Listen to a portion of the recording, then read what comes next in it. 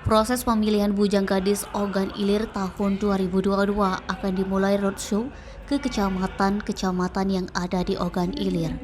Roadshow dijadwalkan pada 19 Juli sampai 7 Agustus 2022. Pelaksanaan tugas Kepala Dinas Pemuda Olahraga dan Pariwisata Kabupaten Ogan Ilir, Bahrus Syarif mengatakan, tema yang diangkat tahun ini yakni meningkatkan peranan pemuda sadar wisata dan budaya untuk Ogan Ilir bangkit. Bujang dan gadis yang terpilih dari seluruh kecamatan nanti memang mereka yang memahami potensi daerahnya masing-masing.